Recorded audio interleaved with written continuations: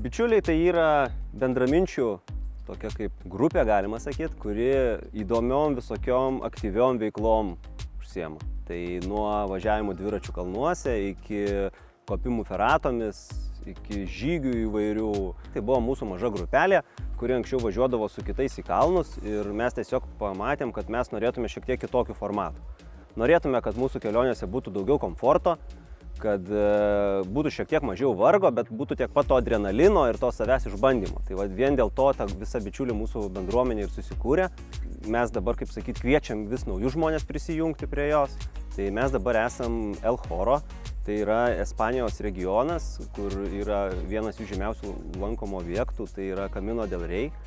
Tai toksai buvęs kontrabandininkų kelias ir dabar jis ten padarytas turistinė vieta ir vietoj to mums yra padarytos feratos su labai gražiu vaizdu. Tai mes esam šioje vietoje.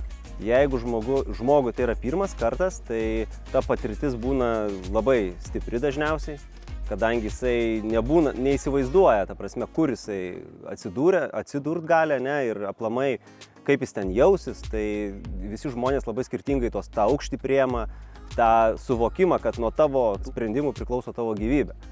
Tai nėra, aišku, vien tik tai lipimas kalnais, tai yra daugiau gal kaip bendrystė visa, ne? Nes ta mūsų kelionė nėra taip, kad tik tai išvažiuojam į kalną, užlipam ir išsiskiriam. Mes jeigu išvažiuojam, tai mes ir pusryčius valgom kartu, ir vakarienės, ir nuo ryto iki vakaro visi bendraujam ir, kaip sakyti, jeigu kelionės pradžioje mes būnam nepažįstami, tai visi galėjo mes jau tampam draugais. Bendras tikslas mus visus suvienyje. Tai jeigu nori tapti kažkieno dalimi, tai kviečiu prisijungti. Jeigu tu gali nueiti tenai 10 km peškom, tai tu galėsi įkopti ir į tą kalną. Daugiau gal psichologija kartais žmonės riboja, negu jų fizinės galimybės.